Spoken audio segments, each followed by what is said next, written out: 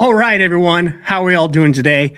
Tom Muchler here, and we're going to be doing our home buyer workshop today. Let me just go ahead and get this set up today. So today we're doing our Bellingham, Washington home buyer class, specifically for first-time home buyers, but really, honestly, everything that we're going to be talking about applies to all types of buyers, whether you're a first-time home buyer, second-time home buyer, um, whether this is your first rodeo or not. So we're going to go ahead and do a couple things real quick, and then we're going to go ahead and jump into it.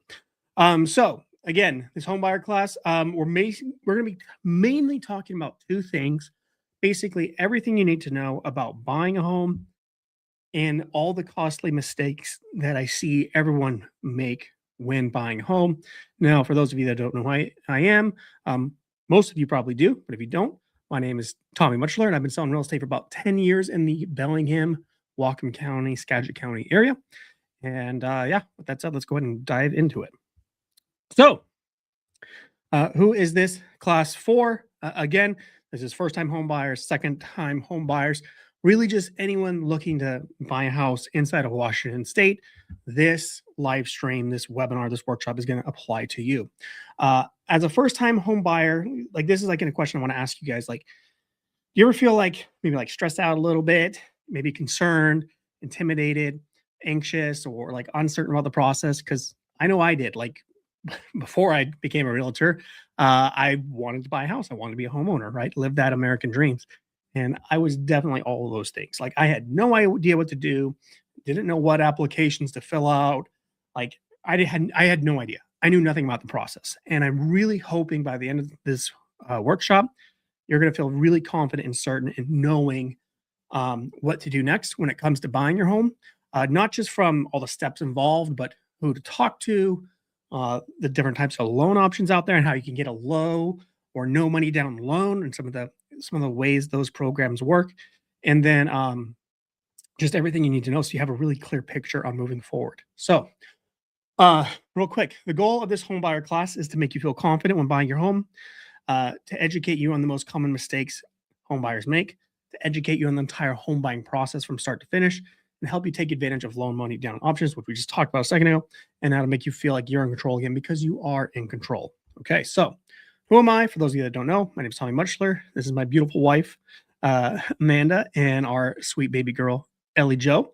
I've been selling real estate for 10 years, which is wild to me, all throughout Whatcom County and Skagit County.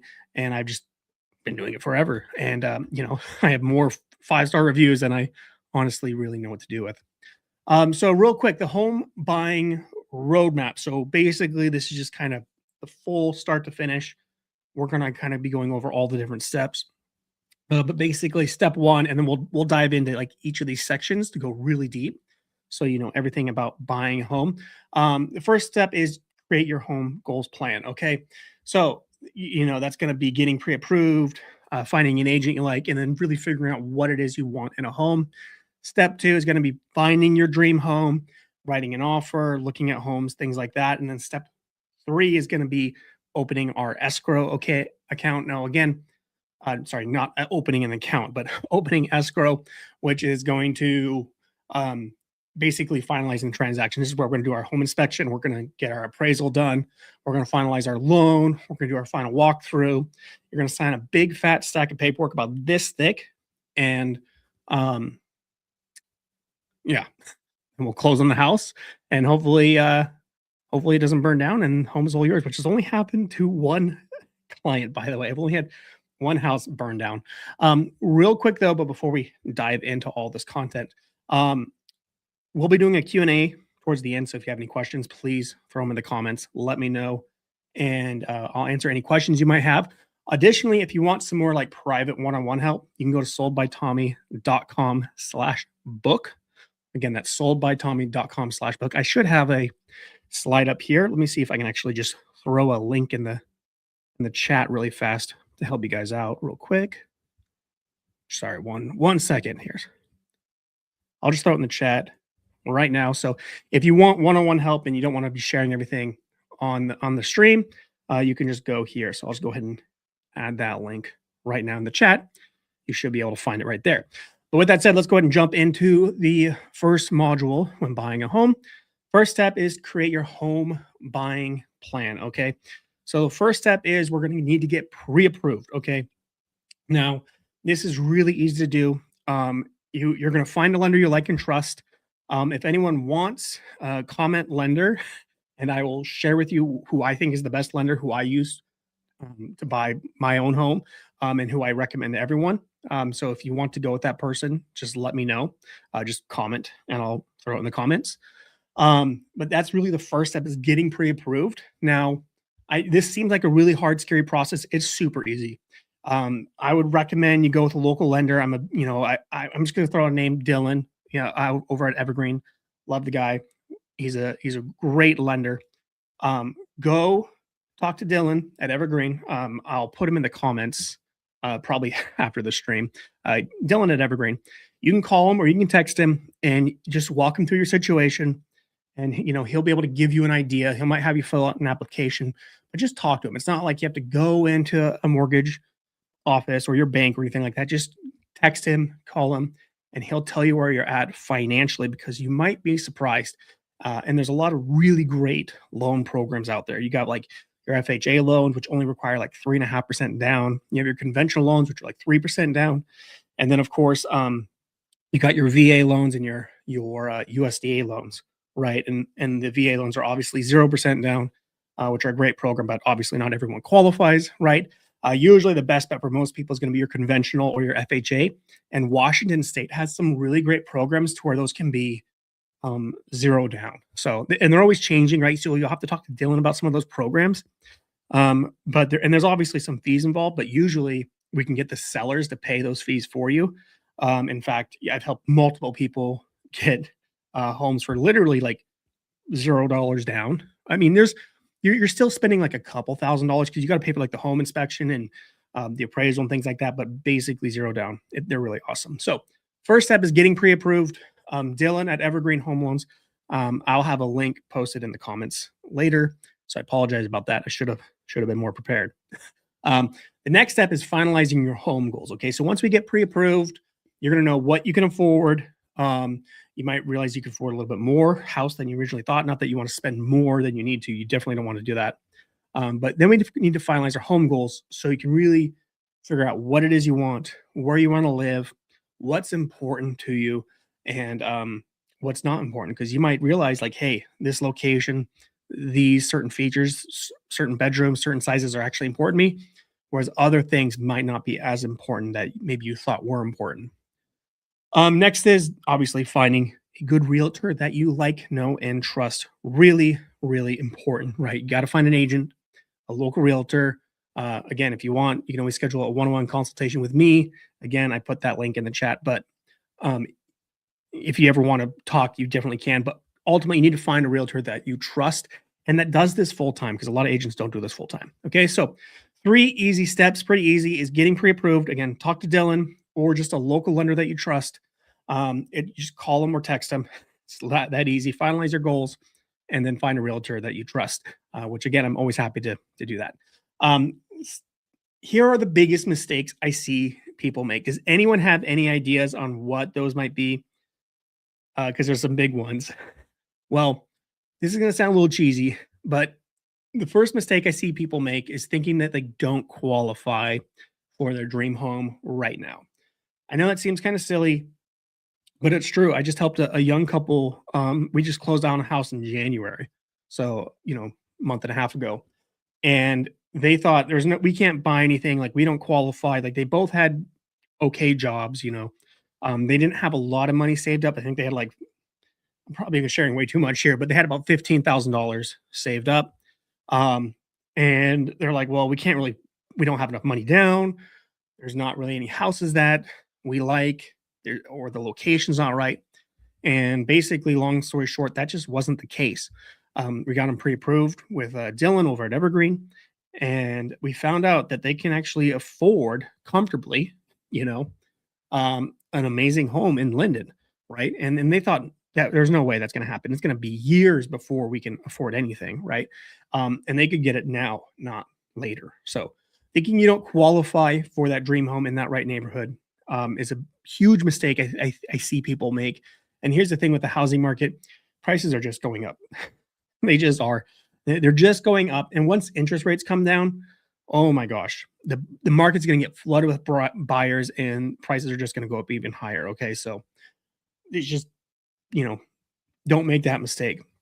Mistake number two, this is a big one. A big one I see people make is not getting pre-approved right away. Okay. A lot of times you can't really do this anymore, but a lot of times people will just start looking at houses either on Zillow or in person or going to open houses, and they're not approved. And two things happen. One, they might find the perfect home, it's their dream home, and they want to make an offer on it, but they can't because they're not pre approved. And that perfect, most amazing home, they just lost to some other buyer. It happens all the time. I see it all the time. So not getting pre-approved is a big problem. And then also, again, regarding thinking you're not qualified for your dream home, you might like undervalue yourself. Like, oh well, I probably wouldn't qualify for more than like $300,000 in this house. I really want is like 400, 500, or 6,000 or 600,000, right? And you don't realize it, but you actually qualify for a lot more. So it's really important to get pre-approved. Also, by the way, most sellers won't even let you in your house unless you're pre-approved.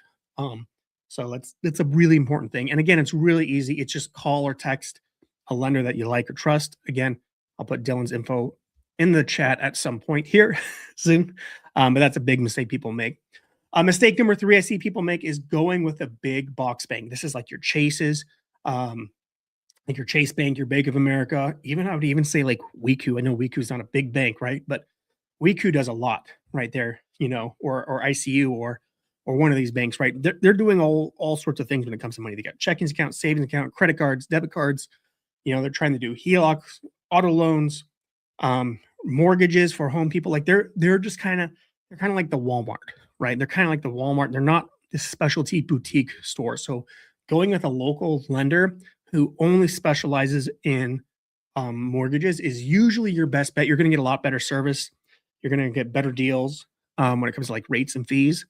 And you're more likely to close on the property. Like, for example, just so you know, if you go with like a big box bank, like a Chase Bank, every realtor or like that represents a seller, every seller is going to reject your offer because you're with Chase. Now, someone might accept it, right? But the problem with like a big box bank is they overcomplicate things. They do a bunch of unnecessary things. Like last time I did a deal with Chase, it took 5 months to close on a house, and the deal it almost blew up. Right? This is like 9 years ago. I've only been selling real estate for a year. I was still pretty new, so I didn't know all this stuff right at the time. But Chase was just dragging their feet for 5 months for literally no reason, and my buyers almost didn't get the house. The sellers they were fed up. They were ready to just take the house off the market altogether because Chase was just overcomplicating things and just taking way too long. And now you're going to see regarding like a big box bank, sellers they'll just say no to your offer. If I'm representing a seller, because I work with both buyers and sellers, if I'm representing a seller and a buyer comes to me with a pre-approval from a big box bank, we're just going to tell them no. Go get pre-approved with someone local, someone who knows what they're doing. Probably going to get a better deal anyway. And then we'll talk. Okay. So again, don't go with a big box bank. It's just not going to work out in your favor. Mistake number four I see people make is not planning out your dream home. Okay. So the way this works is I want to encourage every home buyer out there to make two lists. Okay. You need to make a list of everything you want home. Okay. Like this is your dream big list. So, make a list of everything you could possibly want in the home. I don't care if your budget is like 600,000 and you're dreaming like of a $1.5 million home. You need like your 40 acres, you need a pool, you need a really fancy, luxurious chicken coop. You want all the stuff, all the amenities, all the things. Like make that list. Okay. Make that list out everything that you could possibly want, okay, in your home. Just dream big. Next list I need you to make is you need to make a list of 3 non-negotiables, okay? These are like, I have to have these in a house or I'm not buying them, okay? And obviously these are going to be preferential to you, right? Maybe that's a certain price. Maybe you're qualified for 600, but you're not going to spend more than 500. That's just your limit. That's just what your budget is. I totally respect that, right? Maybe it's a certain location, a certain school district, a certain neighborhood. Maybe, hey, I need to be in the same neighborhood as my siblings. I want to be close to my sister.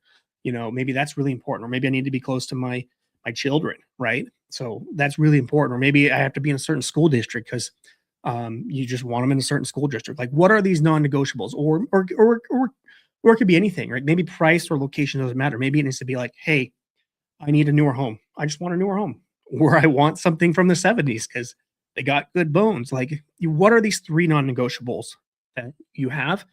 And then compare them. Okay. Now, this is really important.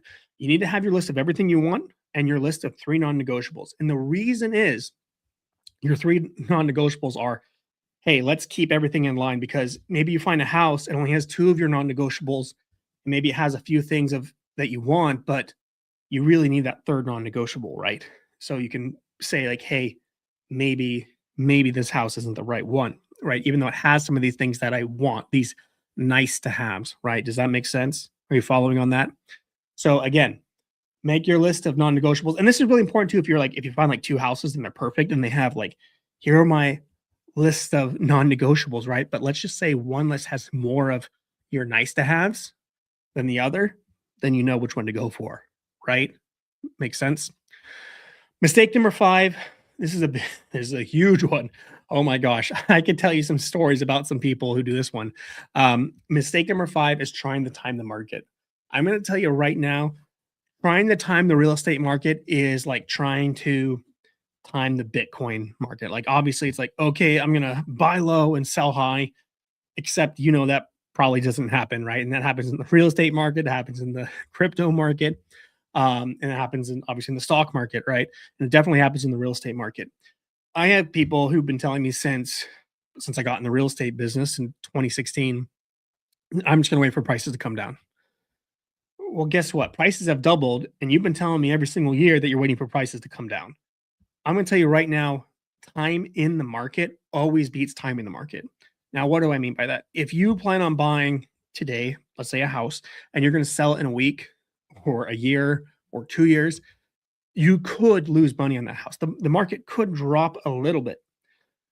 But if you were to in the market long term, like 7 years, 5 years, you owned a home, chances are your prices are going to go up. Let me tell you a story. I worked with a gal.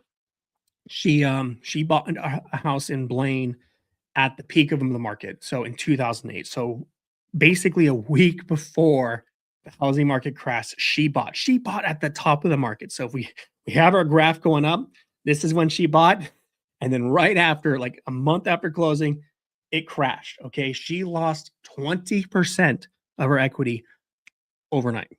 Okay, we sold. It was back in 2019, so right before prices exploded during COVID. Okay, so the market was still kind of going up slowly. Okay, nothing crazy.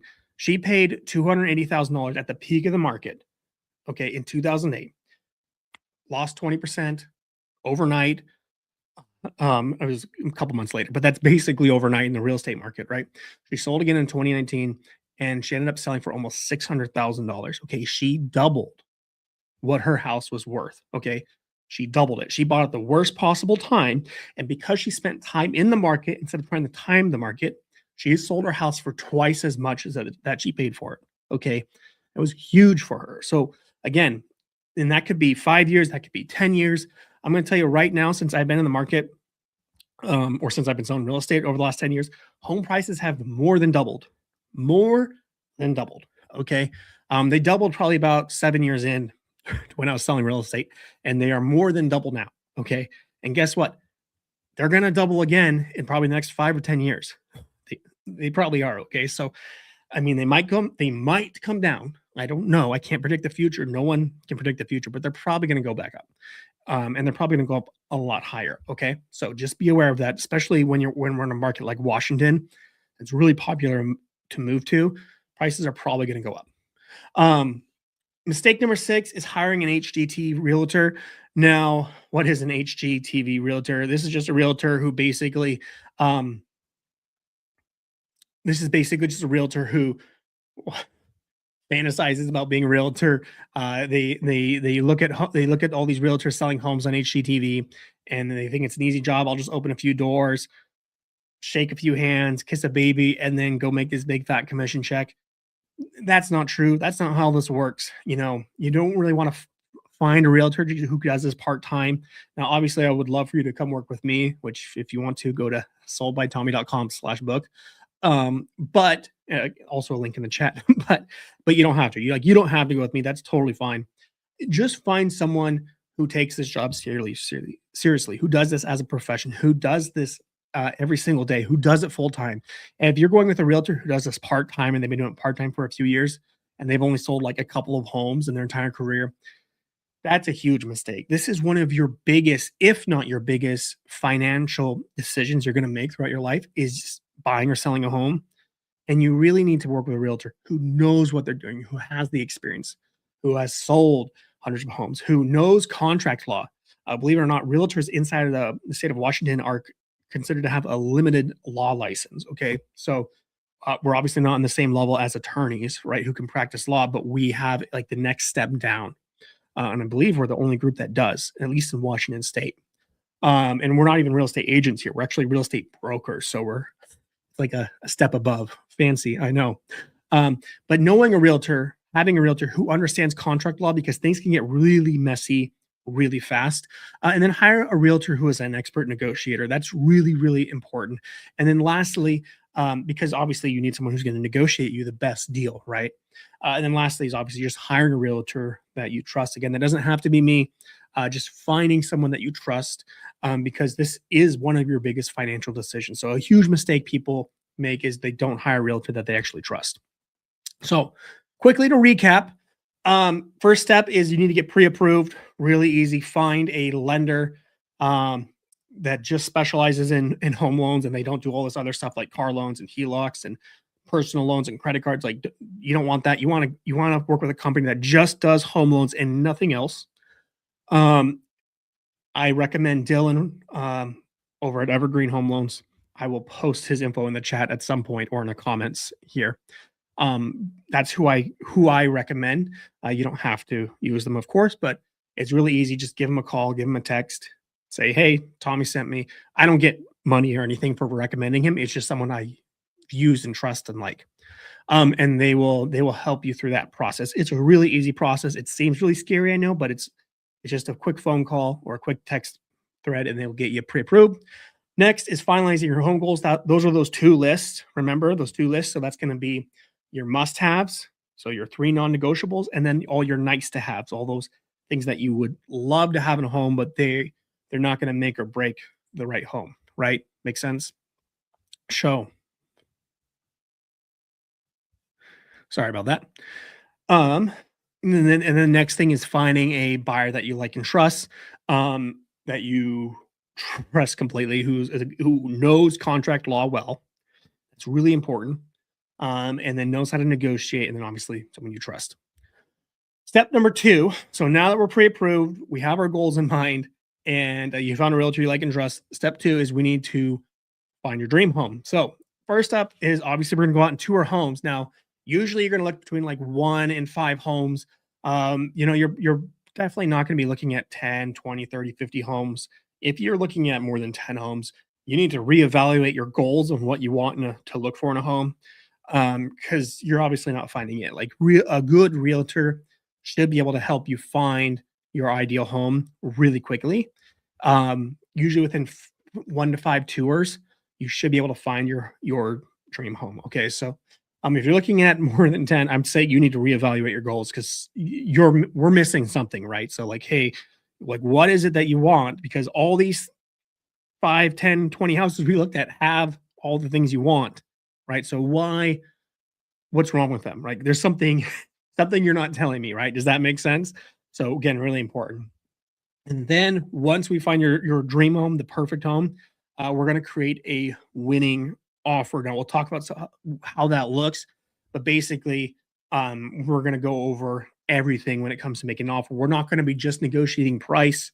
We're going to see, can we get some credit buy downs? Can we get some rate buy downs? Can we get some closing costs covered? And inspection contingencies, different things like that. Basically, we're not just negotiating on price. We're going to be negotiating on a ton of other things as well, so we can get you the best deal possible.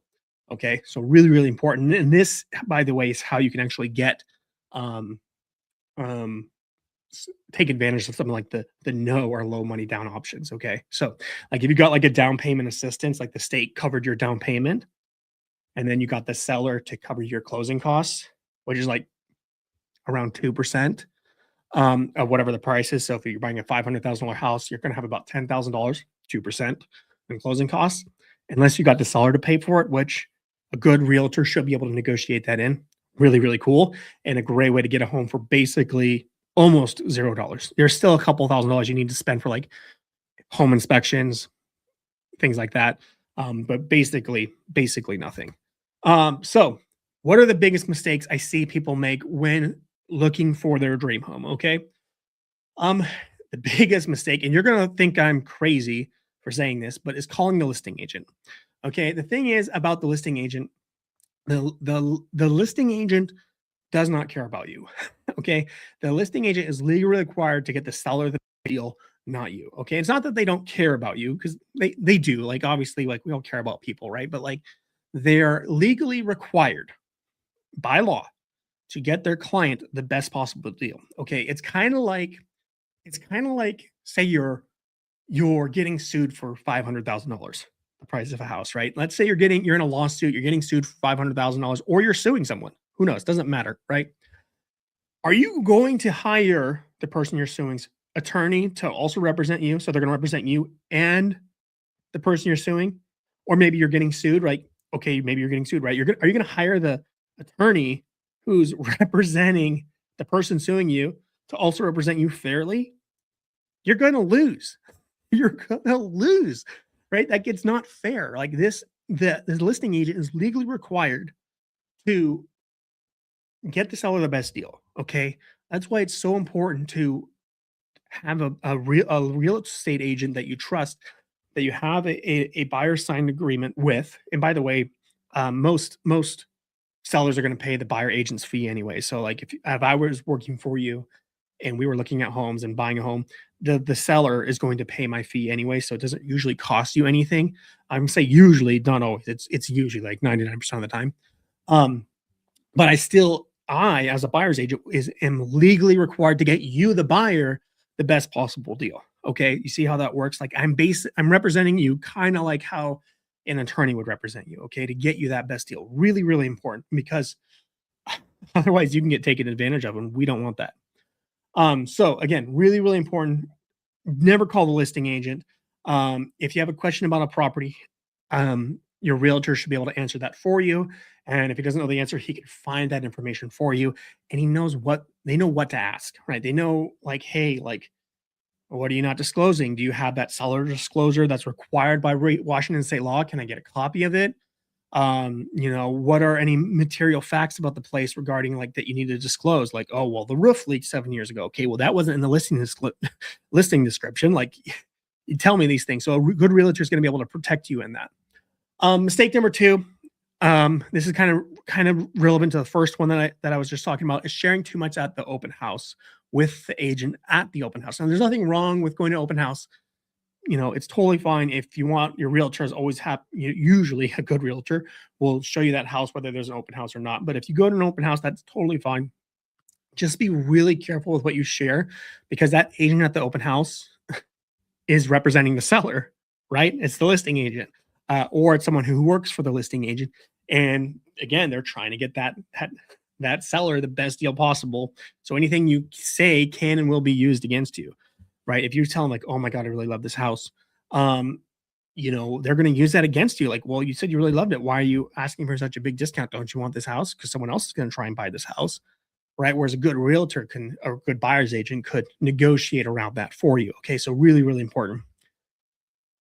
Mistake number three kind of morphs into the first two mistakes, is talking terms at the home you're touring. Okay, now let's just say you're with me, you're working with me or another buyer's agent, and we're touring a home, and you're like, "Oh my gosh, I love this house. Let's buy it."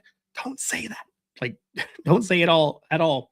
Um, just keep that in the back of your head, because you don't want to give away that you really want this house. Okay, You kind of want to play it cool, right? You want to be like, yeah, this house is okay. I'll maybe make an offer, right? Because the seller's listening. Sellers just assume they all have cameras or listening devices in their house. A lot of them do. I would say probably at least 60% of the homes I tour, there are cameras inside and or outside of the house. Um, and they're watching every single video. They're spying on you like crazy. Okay. So if you're asking like, oh my gosh, I would do anything to take to buy this house, like I would do anything to make this happen. Like you're talking to your spouse, right? The seller is probably going to hear you, right? And you just gave away huge negotiation leverage. Um, I was selling a house last year actually, and the sellers or the buyer, I was representing the sellers, and the buyers came through and they're like, these people are lucky, they don't know what they have. Um, yeah, I would definitely pay anything for this house. And long story short, don't want to give away all my secrets.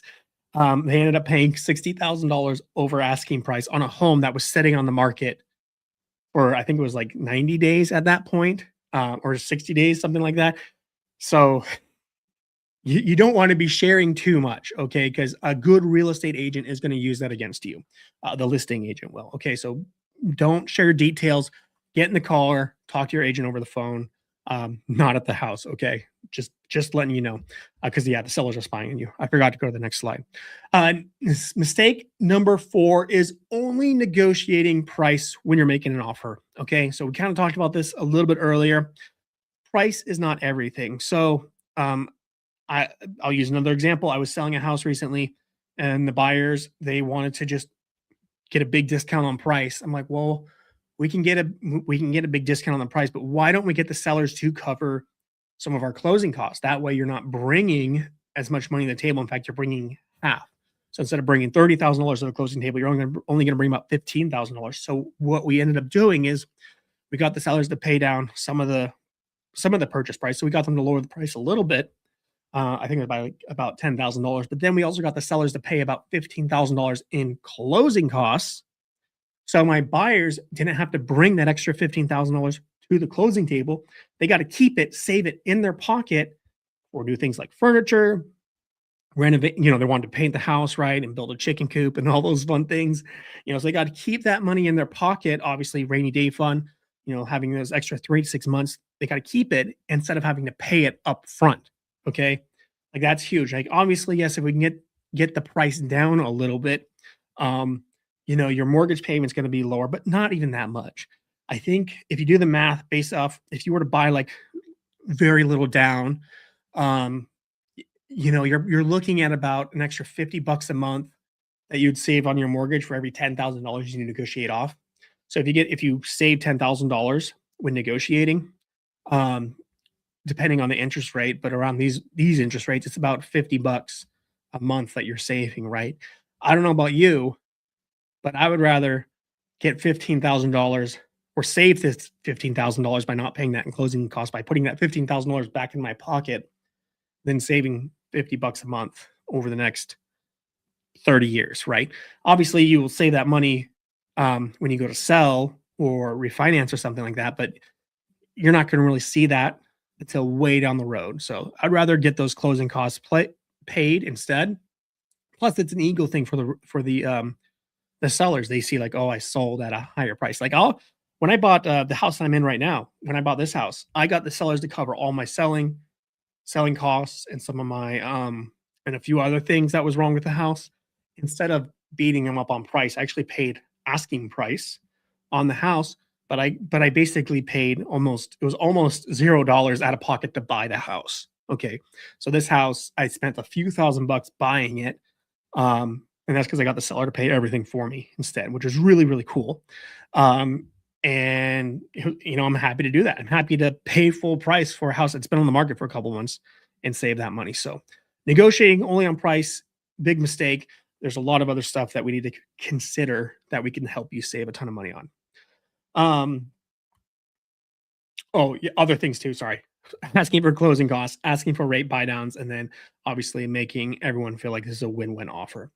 Mistake number 5 I see people make or home buyers make is buying above your means. This is huge, guys. Look, a lender is their job is to sell you a loan. Okay. They're going to say, hey, you're qualified for $600,000, but it's going to cost you like almost half of what you make. Okay. If you're making 6 grand a month, you know, and your mortgage is going to be 3 grand, like, you really want to live off of 3 grand a month? 3 grand going to your mortgage, and then you're pocketing another 3 grand. Like, that could be pretty tight. Like, things are already tight as it is. So just because you're pre-approved for 600,000 doesn't mean you should. You should probably buy a little bit lower, maybe that $500,000 range or 550, whatever it is that you're comfortable with. Obviously, everyone's different.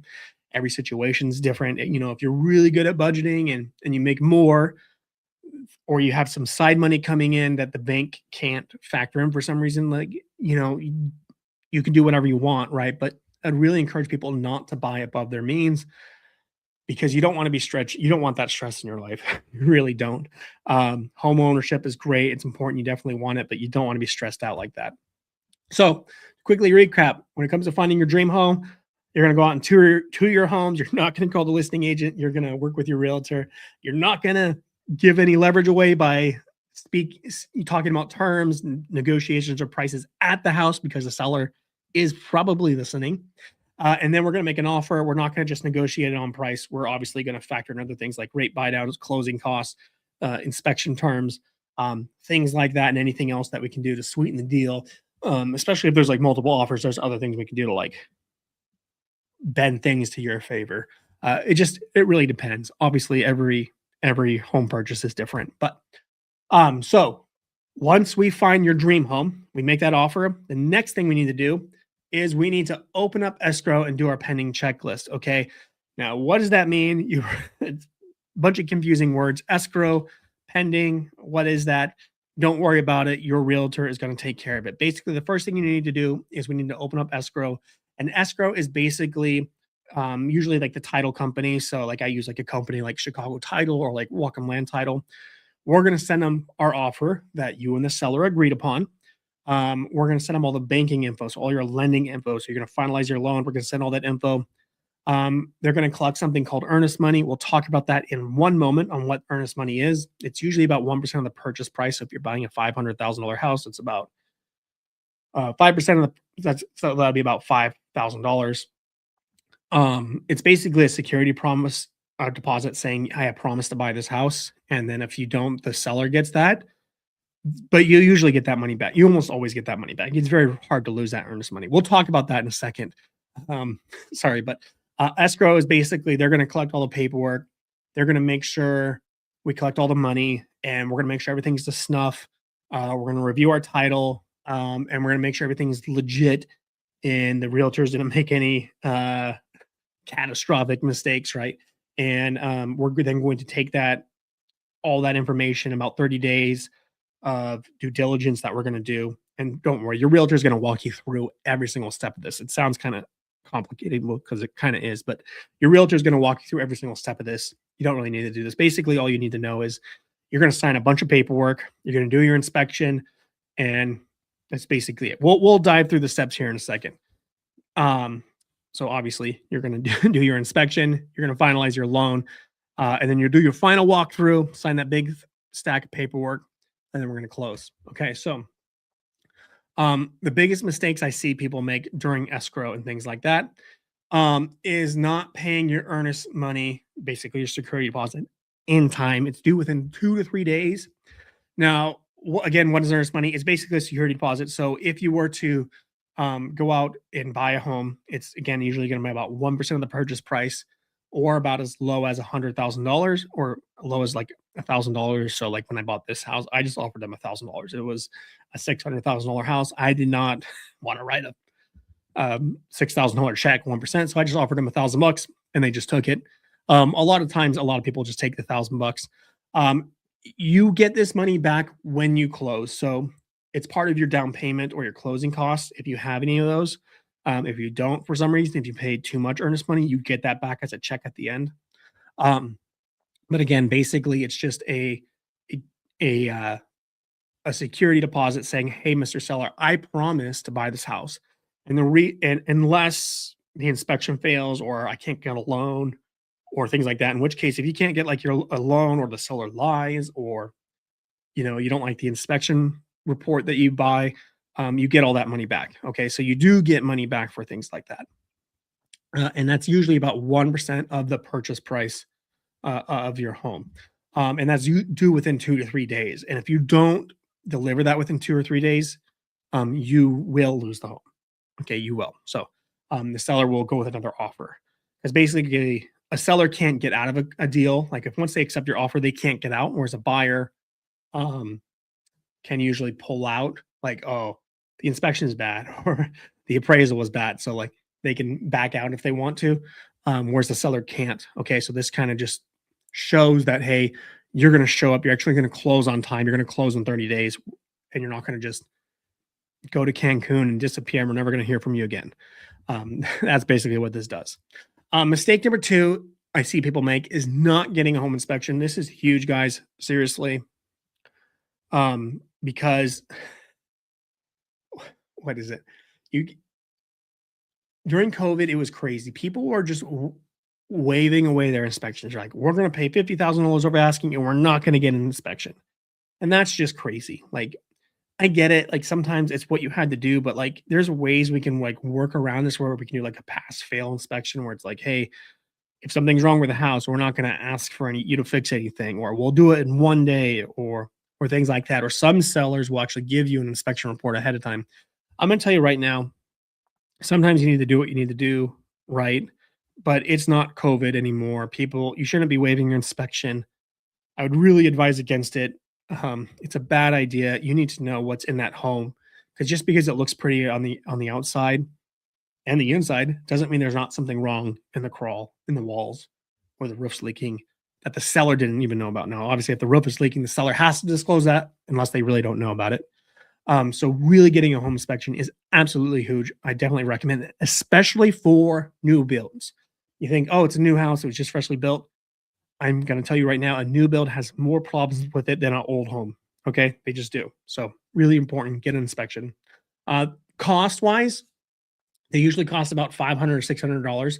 So you'll notice that the first time you've had to write a check, period, is when you did your earnest money deposit, and you're getting that money back at closing, right? So it's kind of like a fake check. Like you're giving them money for a little bit to hold on to it, but you'll get it back at closing. Your first real cost at this point is the home inspection. Okay. And it's usually about $500 to $600. And that's something you pay out of pocket at the time of inspection. Usually you have about a 10-day window to do your home inspection once the offer is accepted. Okay. So again, it usually takes 30 days to close on a home. And you got about 10 days to do that home inspection. Usually it is a negotiation factor. And yeah, you're out that $500 to $600. So that's something you pay for.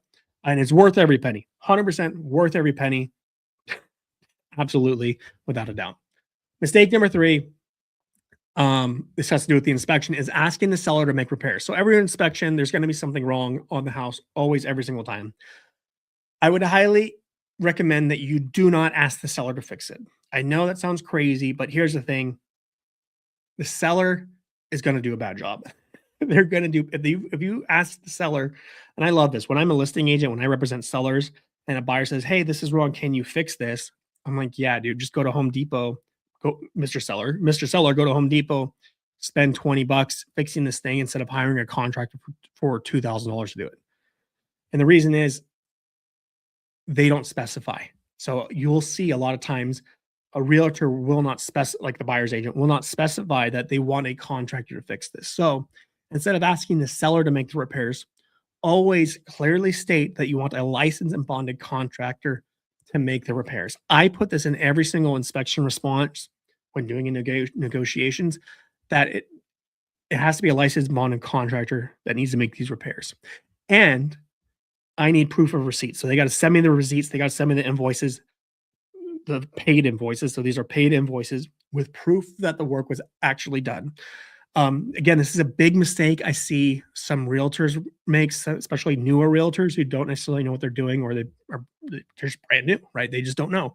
They'll just say, hey, Mr. Seller, fix that leaky sink, fix that leaky pipe, fix that receptacle, fix that leak in the roof. And they're just going to go spend $20 at Home Depot and then do it the cheap way instead of paying a contractor $2 or $3 or $5 grand to do it the right way. Okay. So really important that we make sure we ask that. Um, what's up, Swifty? Good to see you. Uh, or better yet than asking for the license and bonded contractor to fix it.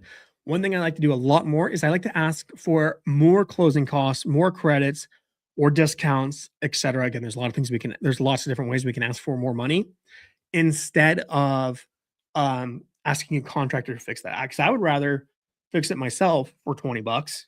I mean, I'm a handy person, so I can fix a lot of stuff. And there's YouTube tutorials and everything. Not saying you should. I'm just saying, depending on what it is, if you can spend 20 bucks fixing it yourself, you may as well get $2,000 or $3,000 out of the seller, right? And take that money, put it in your pocket. So we're taking $2,000, $3,000, putting it in our pocket, and then we're making those repairs ourselves for 20 bucks, 50 bucks, whatever it costs to fix whatever problem there is. Okay. Instead of paying a contractor way too much money to fix it. So usually this is what I like to do because it's more money in your pocket. But only do this if you're someone who's willing to fix things on your house, which hopefully, if you're going to be buying a house, you are willing to fix things on your house because otherwise you're going to be paying someone else to fix things on your house. But totally up to you. Again, every buyer is different. Mistake number 4 is buying anything before closing. Holy moly, this is huge. Okay.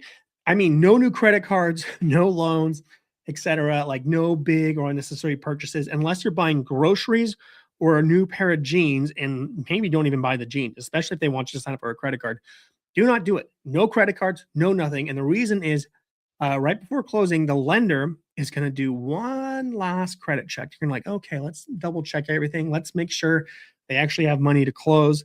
Let's see if they bought a new truck. Oh my gosh, Mr. Buyer or Mr. Realtor, your buyer just bought a brand new truck. Guess what? They're not qualified anymore, which is a true story. I was helping a couple buy a home in Mount Vernon in Skagit County, and we were pending. We're ready to close on the house.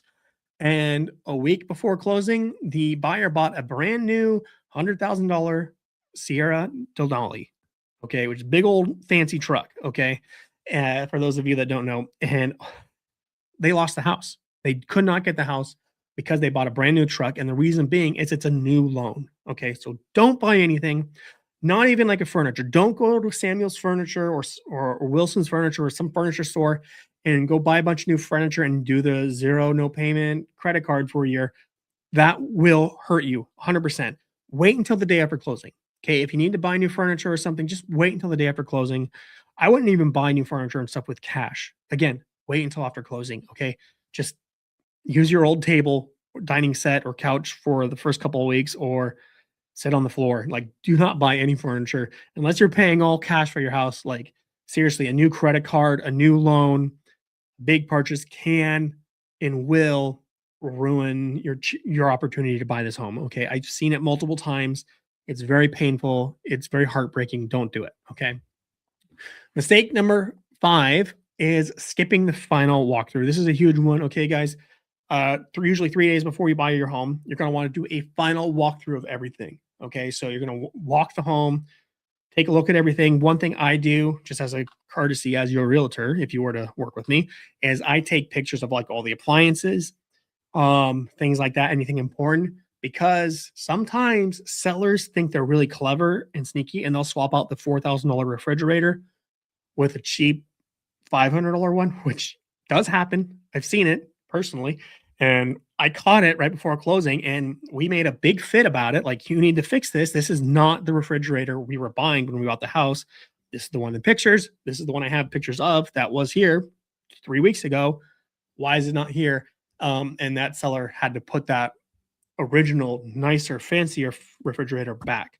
I've also seen it happen to washers and dryers and things like that. So, really important. Make sure we do that final walkthrough to make sure everything's there, right? And yeah, so really, really important, because that's kind of like your last chance. Mistake number 6 is not showing up to sign your closing papers. So once we do our home inspection, we do the appraisal, we negotiate all of our extra discounts that we're going to get on top of that. You're going to sign a big fat stack of paperwork at closing, and this is going to be like the title, everything. So we're just signing everything, signing the loans, everything. It takes about 30 minutes to an hour, depending on how many questions you have. The more questions, the better, right? But you can take 30 minutes to an hour. Um, and you need to sign up for this. You need to show up for this. Okay. This is like there's a small window of opportunity. The escrow company will say, hey, when do you want to show up? I've only had one time where a client said they were not going to show up. This is like a doctor's appointment, guys. Okay. Like you're going to get work off. Tell your boss, I need to take an hour or 2 hours to go sign some paperwork on a house. Um, it's the equivalent of going to the doctor's office. Okay. They need to let you have work off. And every single employer does. I've never met an employer that was not willing to let their employees um, take a couple hours to go sign paperwork on a house. Okay. Everyone does. Again, it's like getting a doctor's note. The only guy that didn't do it, who was so funny, um, just didn't even ask. He didn't ask his employer. I was actually friends with his employer. So I called him. I'm like, hey, Jason, we'll say Mike as his name, right? Can Mike come sign closing papers tomorrow at 8 a.m.? He's like, oh, yeah, of course. I didn't know he was buying a house. I'm like, Jason or Mike, show up. Sorry, my fake names are, I'm getting confused with those. Because I don't want to disclose anything because that's an important part of being a realtor is not disclosing personal information. So step 3 recap, opening escrow and pending checklist is we're gonna deliver we're gonna open up escrow. Your realtor will do that, so you don't need to worry about any of that stuff. They're gonna handle everything for you. And then you need to deliver your earnest money within that 2 to 3 day window. Again, your realtor will tell you when to deliver it and who to deliver it to. It's usually the title company like Chicago Title or Walk-in Land Title, something like that. And then we have our inspection negotiations. So we're going to do our inspections. It's usually 10 days, and we're going to negotiate additional discounts or credits or repairs. We'll finalize your loan. So you'll need to make sure you've picked the right lender you want to go with. Usually you're pre-approved. You usually go with that one. But if you want to switch lenders, you can. You'll need to do your appraisal, and then they'll have some paperwork you need to fill out from them. And then lastly, we'll do our final walkthrough and close. Again, you're going to sign that big fat stack of paperwork. And assuming everything goes well, we're going to go record at the county. So, well, the title company or the escrow company, the same thing, title escrow, is going to go record at the county for you, transfer the deed, all those things for you on your behalf. And you'll be a brand new homeowner, assuming the house doesn't burn down, which has only happened one time to one client. The house didn't burn down completely. It was just partially that it slightly burned down a little bit, and they fixed it. Insurance covered it, but it was not a good start to my real estate career is having a house burned down. Even though it's not my fault, they did the home inspection and everything. Just sometimes things happen. So congratulations, you're a homeowner at this point. We'll go ahead and do some Q&A. If anyone has any questions, please feel free to throw them in the chat. Again, if you want any help with buying a home, please feel free to book a one-on-one consultation with me. I would love to meet with you and talk to you about your home goals. It's completely free. It doesn't cost you anything. Just go to soldbytommy.com/book. I'd be more than happy to help you out if you're looking to buy in Washington State. If you're not in Washington State and you stumble across this video, I'd be more than happy to connect you with a realtor somewhere else in a different state. But if you want to talk about your home goals, feel free to go ahead and book your consultation. Again, at soldbytommy.com/book. Or if you want to ask me a question in the chat, you're more than welcome to do that. One question I get a lot is how can I buy a house with like no money down, or like how much money does it actually cost to like buy a house? Well, so assuming you get one of those loan programs where it's like a low money down program, like most of them is going to be like, okay, it's going to be like a conventional loan, unless you're like a VA, like a veteran. Obviously, you can get the VA loan, which is 0%. There's still some fees you got to pay with that. I can't remember the exact amount. It's a few $1,000s you still got to pay with that, but for the most part, the loan is free, so it's like 0% down. For the most part, most of us are going to be doing something called an FHA loan or a conventional loan, and those are usually going to be about 3% down for a conventional loan, and then there's 3.5% for an FHA loan. So if you're buying a $500,000 house with a conventional loan, you need $15,000, which is your 3% for your down payment. In addition to that, you're going to need at least, how would I put it? For closing costs, you'll also need at least maybe 2%. It kind of depends. Again, we can usually get the sellers to pay for that.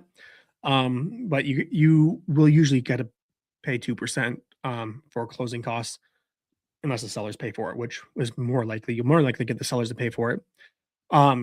So let's just instead we could say $25,000 unless the sellers pay for it, then it's $15,000. Your earnest money, again, you're going to get that money back. It's usually 1% of the purchase price or $1,000. And that's also, again, um, money you're getting back. So you're writing a check once you write the offer, but you get it back. So it doesn't really count. You then have your inspection. So again, maybe that's $500. Let's just say $500. Usually $500 to $600, depending on the size of the house and the inspector you go with, right?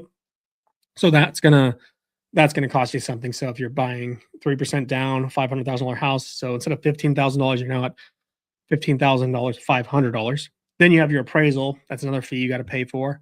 That's also probably going to be around $900 to $1,000. Sometimes that's worked into the loan. Sometimes you just got to pay it up front.